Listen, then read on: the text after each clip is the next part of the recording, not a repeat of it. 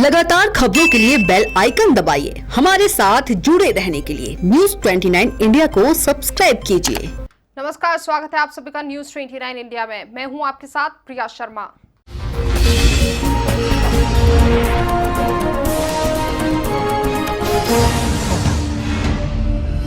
उज्जैन के सभी डॉक्टरों ने अपनी समस्याएं civil surgeon doctor PN Verma के सामने रखी। चर्चा करने के बाद यह वार्ता विफल हो गई और डॉक्टर पीएन वर्मा नाराज होकर हॉस्पिटल से चले गए। उज्जैन जिला चिकित्सालय के डॉक्टरों ने हड़ताल कर दी। सभी स्टाफ मेंबर का कहना था कि हमें भी सुरक्षा दी जाए। इसके अलावा उनकी कई मांगे हैं जिन्हें उन्होंने civil surgeon doctor PN Verma के सामने रखी थी।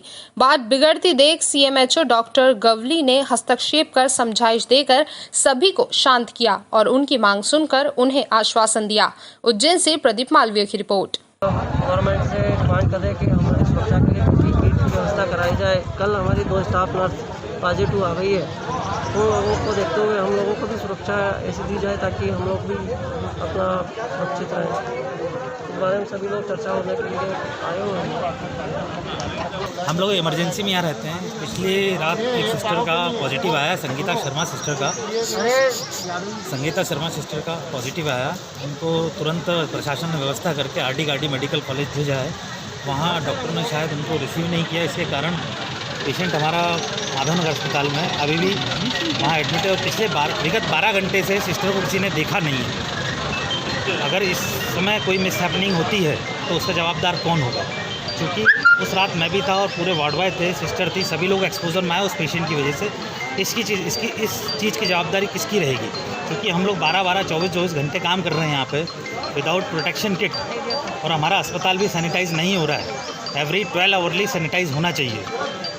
और जो डेली बेसिस पे जो कर्मचारी काम कर रहे हैं उनको भी 3-3 महीने की तनख्वाह नहीं दी जा रही है। वो हम उन लोगों को रात में नाश्ता कराते हैं। हम लोगों की परेशानियाँ ये है कि दिन रात हम लोग और हमारा सहयोगी स्टाफ जो है यहाँ पे ड्यूटियाँ कर रहे हैं और इतने ज़्यादा रिस्क पर एक्सपोजर है। हम लोगों को न तो पीपी किट मुहैया कराई जा रही है, क्योंकि इमरजेंसीज़ में और इसमें कोई किसी भी तरह का पेशेंट आता है, कोविड सस्पेक्ट पेशेंट आता है, तो वो डायग्नोज तो इन्वेस्टिगेशंस के बाद ही होता है। लेकिन जब वो आता है इस बीच में डॉक्टर भी उसको अटेंड करता है। जो डॉक्टर अटेंड करता है वो उसका चेकअप करता है, फिर पैरामेडिकल स्टाफ जो वार्ड में उसको एडमिट कर उसका ट्रीटमेंट स्टार्ट करता है। जब तक वो पेशेंट यहाँ एडमिट रहता है, इन्वेस्टिगेट नहीं हो जाता है, तब तक वो स्टाफ और वो डॉक्टर्स उसके कांटेक्ट में रहते हैं।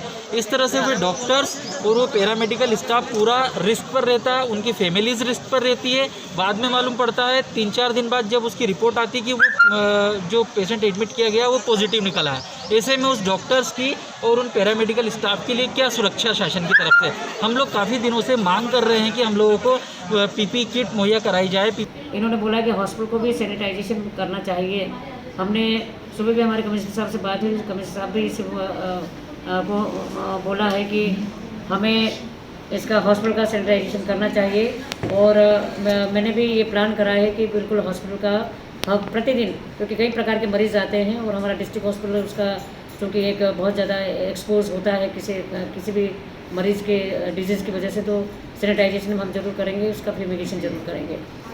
उन्होंने डिमांड करा है कि हमारे जो है पॉजिटिव पेशेंट जो हैं हमारे अगर हॉस्पिटल के हो जाते हैं तो उनके लिए स्पेशल अरेंजमेंट होना चाहिए। उसके लिए भी हम लोगों ने प्लान कर लिया है कि अगर हमारा पहले भी हम पॉजिटिव पेशेंट को माधवनगर में अस्पताल में आईसीयू में भर्ती करते थे, अगर हमें लगा कि उन्हें आवश्यकता है तो हम बिल्कुल हमारी प्रॉपर फैसिलिटी सहित हम लोग उनको एडमिट करेंगे।